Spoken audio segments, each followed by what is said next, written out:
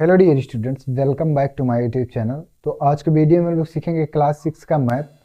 और आज का जो टॉपिक है वो है इकाई 13 त्रिभुज, जिसको इंग्लिश में ट्रायंगल भी बोलते हैं। तो इसके अंतर्गत आज हम लोग सीखेंगे अभ्यास 13E। तो अभ्यास 13D तक कंप्लीट सॉल्व हो गया है और वो सभी वीडियो आप प्लेलिस्ट से जाकर वहाँ से इजीली देख सकते हैं। तो अब चलिए आज का वीडियो स्टार्ट करते हैं और सीखते हैं अभ्यास 13E के सभी सवाल। पहला सवाल यहाँ पर है, नीचे कुछ त्रिभुज के जोड़े दिए गए हैं, उनकी नाप भुजाओं के साथ लिख दी गई है। समकोण कर्ण भुजा सर्वांग समता का प्रयोग करके बताइए कि कौन कौन से त्रिभुज सर्वांग सम है। यहाँ पर परिणाम को सांकेतिक रूप में लिखिए। ठीक है, क्वेश्चन आपको आगे कि नहीं समझ में। यहाँ पर जो भी त्रिभुज आपको दिए गए हैं, यहाँ पर आपको ये चीज चेक करना कि कौन कौन से त्रिभुज आपस में सर्वांग सम है, और यहाँ पर इसका लेंथ दिया गया है और एंगल भी यहाँ पर दिया गया है। ठीक है, तो पहले त्रिभुज में यहाँ पर देखेंगे, ये जो त्रिभुज बना है इसमें कौन कौन से त्रिभुज आपस में सर्वांग सम है। और सर्वांग सम का मतलब क्या होता है कि दो समान भागों में, तो ऐसा त्रिभुज जो एक दूसरे को पूर्णतः ढक ले या एक दूसरे पर पूर्णतः वो फिक्स हो जाए, वही यहाँ पर सर्वांग सम होगा। तो पहले यहाँ त्रिभुज में देखेंगे त्रिभुज ए बी सी, त्रिभुज ए बी सी, त्रिभुज ए बी सी मतलब ये पहला वाला जो त्रिभुज है ये किसके सर्वांग सम यहाँ पर है, तो त्रिभुज बी ए डी के, त्रिभुज बी ए डी के सर्वांग सम है। ठीक है, ये चीज आपको आ गया कि नहीं समझ में। यहाँ पर ऐसा चीज देखना है कि जो कॉमन त्रिभुज है जिसका लेंथ और एंगल दोनों इक्वल होगा, वही यहाँ पर सर्वांग सम होगा। अब यहाँ पर देखिए AD का जो लेंथ है वो कितना 2 सेंटीमीटर और CB का लेंथ 2 सेंटीमीटर। कोण D 90 अंश, कोण C 90 अंश, तो ABC सर्वांग सम कोण BAD के यहाँ पर हो जाएगा। ठीक है, अब देखते हैं दूसरा चित्र यहाँ पर बना हुआ है और इसमें सर्वांग सम चेक करते हैं कि कौन कौन सा यहाँ पर त्रिभुज जो है वो सर्वांग सम है। तो पहला त्रिभुज तो त्रिभुज ADB, त्रिभुज ADB सर्वांग सम होगा किस त्रिभुज के, तो त्रिभुज ADC के, त्रिभुज ADC के। ठीक है, ये चीज यहाँ पर आपको आ गया होगा समझ में। अब से एक बार देख लीजिए त्रिभुज ADB, त्रिभुज ADB मतलब इसमें एक कोण आपका 90 अंश है और ये जो कर्ण भुजा है ये 3 सेंटीमीटर का है। ये सर्वांग सम किसके होगा, ADC के। तो AD कोण आपका 90 अंश है और इसका कर्ण भुजा 3 सेंटीमीटर का है, तो 3 सेंटीमीटर इसका कर्ण, 3 सेंटीमीटर इसका कर्ण, और 90 अंश यहाँ है, 90 अंश यहाँ है।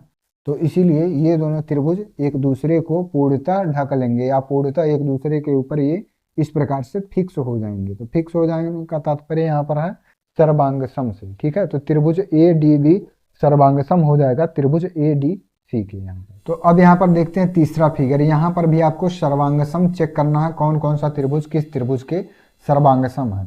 तो सबसे पहले यहाँ पर देखेंगे त्रिभुज AOD, त्रिभुज AOD सर्वांग सम होगा किस त्रिभुज के, AOD सर्वांग सम होगा BOC के, त्रिभुज BOC के। ठीक है, तो ये चीज आपको आ गया होगा समझ में। अब से एक बार समझ लीजिए त्रिभुज AOD, त्रिभुज AOD सर्वांग सम होगा त्रिभुज BOC के। क्यों होगा, क्योंकि AO का जो डिस्टेंस दिया हो कितना 2 सेंटीमीटर का और OB का डिस्टेंस कितना दिया है 2 सेंटीमीटर का। इसमें आपका जो 90 अंश का कोण है, इसमें भी आपका 90 अंश का कोण है और 90 अंश के जस्ट सामने आपका कर्ण भुजा है, तो ये आपका 2.4 सेंटीमीटर का है और 90 अंश के ठीक सामने आपको 2.4 सेंटीमीटर का इसका भुजा दिख रहा होगा। तो इसीलिए इसमें यहाँ पर कॉमन जो चीजें हैं उसी के अकॉर्डिंग यहाँ पर ये जो त्रिभुज AOD है ये सर्वांग सम होगा त्रिभुज BOC के। ठीक है, तो ये चीज आपको आ गया होगा समझ में। तो क्वेश्चन नंबर 1 में आपको यहाँ पर सर्वांग समता चेक करना था और इसके बाद ये चीज आपको आ गया होगा समझ में। अब इसके बाद हम लोग सॉल्व करेंगे क्वेश्चन नंबर 2। क्वेश्चन नंबर 2 यहाँ दिया है BD और CE त्रिभुज ABC की भुजाओं AC और AB पर क्रमशः लंब खींचे गए हैं और BD बराबर CE यहाँ पर दिया गया है। ठीक है, ये आपका चित्र है, ABC आपका ये त्रिभुज है। ठीक है, और यहाँ पर देखिए AB पर EC लंब है और AC पर BD लंब है। लंब का चिन्ह जो है आपका ऐसे बनेगा, ठीक है। इसको वन नहीं कहेंगे, ये आपका लंब है और इसको इंग्लिश में परपेंडिकुलर बोलते हैं। तो ये आपका इतना चीज दिया गया है। अब आगे प्रश्न आपसे इसमें पूछा गया है, इसी फिगर के हेल्प से आपको यहाँ पर बताना है। पहला प्रश्न है, क्या त्रिभुज DBC, त्रिभुज DBC मतलब ये वाला जो त्रिभुज है DBC, ये सर्वांगसम है ECB के? तो यस, ये दोनों चीजें यहाँ पर सर्वांगसम है। तो आंसर में आपको लिखना है हाँ सर्वांगसम है, सर्वांगसम है। क्यों सर्वांगसम है? क्योंकि यहाँ पर देखिए त्रिभुज DBC दिया, DBC दिया है, किस त्रिभुज के सर्वांगसम है?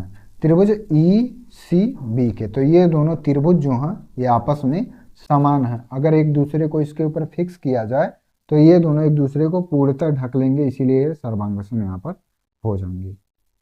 अब दूसरा क्वेश्चन इसमें दिया है कि भुजा EB और भुजा CD में क्या संबंध होगा? भुजा EB मतलब ये वाला जो डिस्टेंस है इसमें और DC में, इन दोनों में क्या अंतर है या क्या संबंध होगा? तो यहाँ पर आंसर में आपको लिखना है भुजा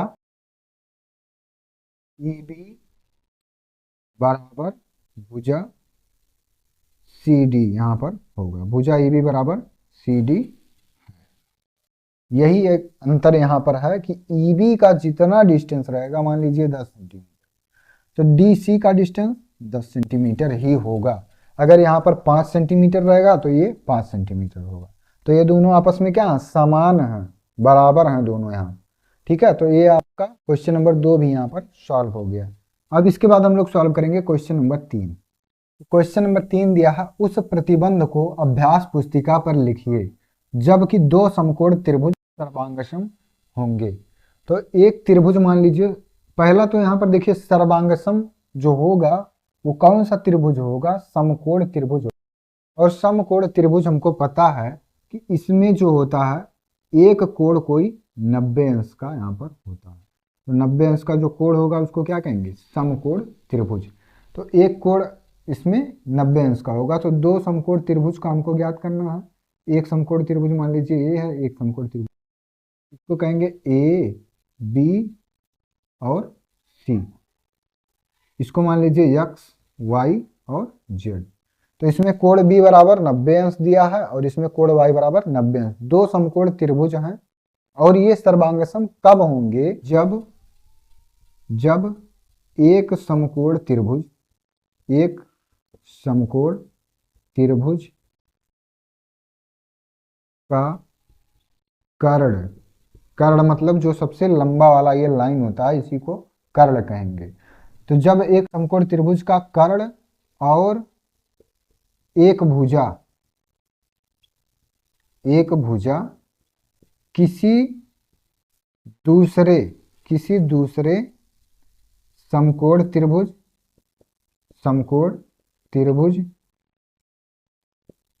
के कर्ण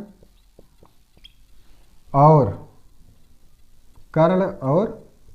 कोई एक भुजा के बराबर होता तो उसे समकोण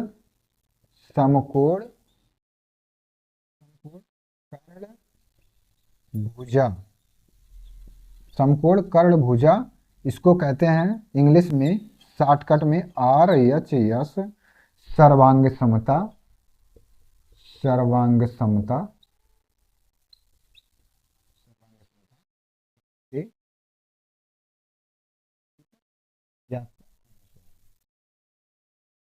समझ लीजिए इसको। उस प्रतिबंध को अभ्यास पुस्तिका पर लिखिए जबकि दो समकोण त्रिभुज सर्वांगसम होंगे।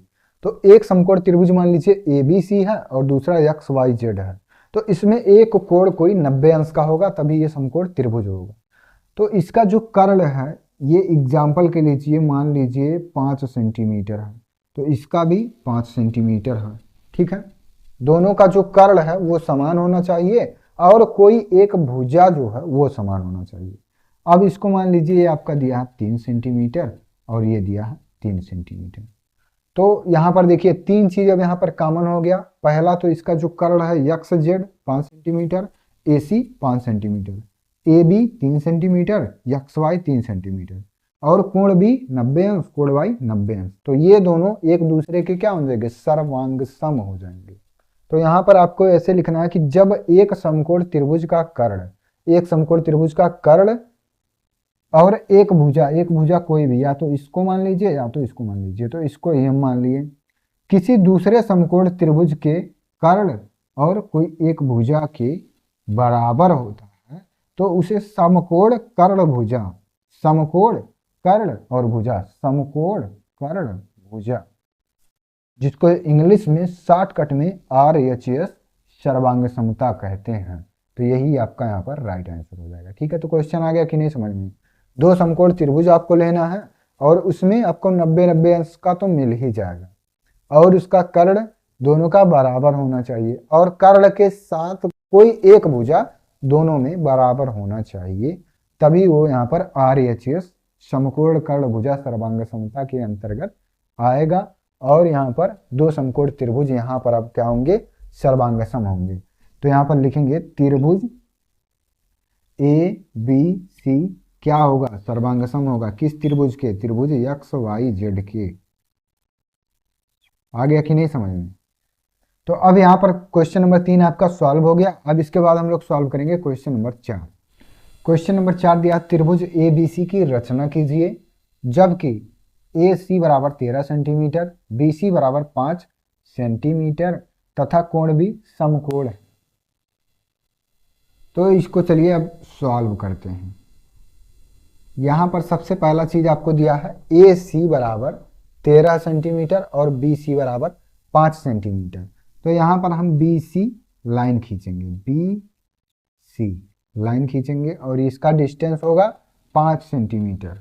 आप इसको पटरी की सहायता से नापकर खींचेंगे 5 सेंटीमीटर का रेखा।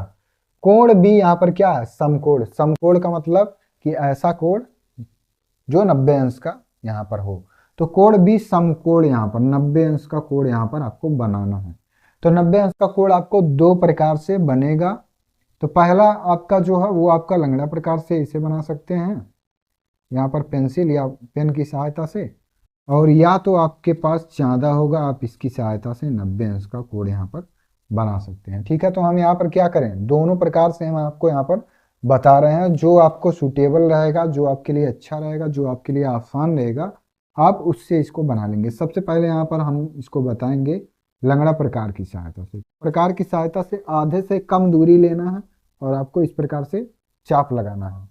ठीक है, लंगड़ा प्रकार आपको लेना है और आधे से कम डिस्टेंस लेकर इस प्रकार से आपको चाप लगाना। अब यहाँ पर केंद्र मानकर एक चाप यहाँ लगाएंगे, यहाँ से यहाँ तक।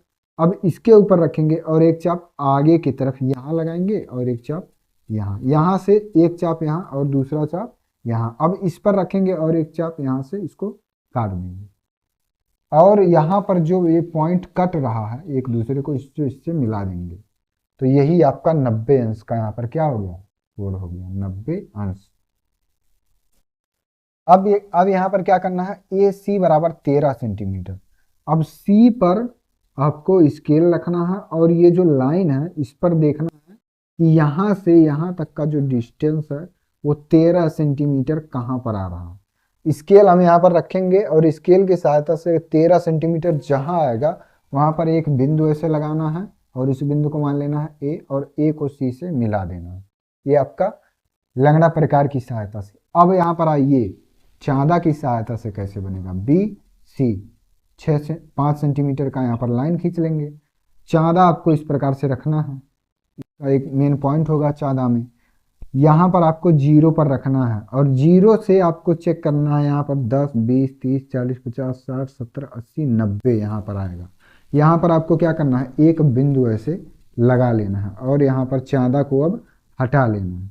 जो बिंदु लगा है उस बिंदु से बिंदु B को ऐसे मिला देंगे।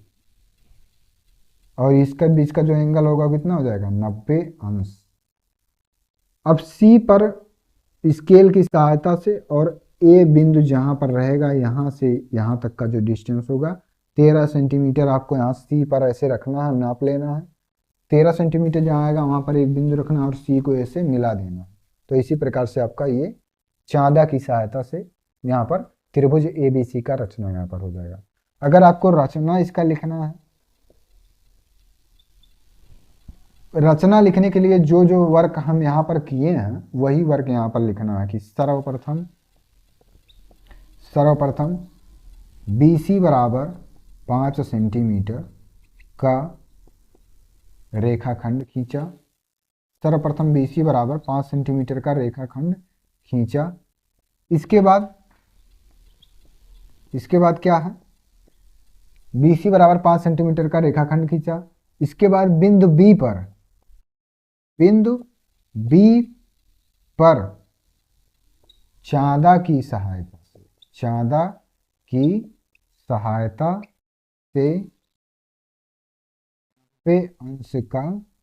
90 अंश का कोण खींचा। 90 अंश का क्या किया, कोण खींचा चांदा की सहायता से। चांदा यहाँ रखना है और जहां 90 है वहां पर ऐसे बिंदु एक पॉइंट रखना है और बिंदु B से उस पॉइंट से होती हुई एक रेखा खींच देनी। तो यहाँ पर 90 अंश का कोण खींच दिए। अब क्या करेंगे, तत्पश्चात बिंदु C से 13 सेंटीमीटर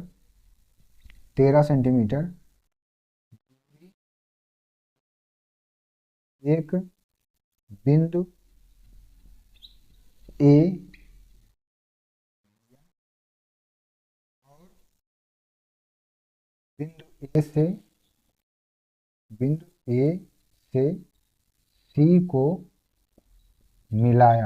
बिंदु A से C को मिलाया। यही अभीष्ट त्रिभुज ABC है।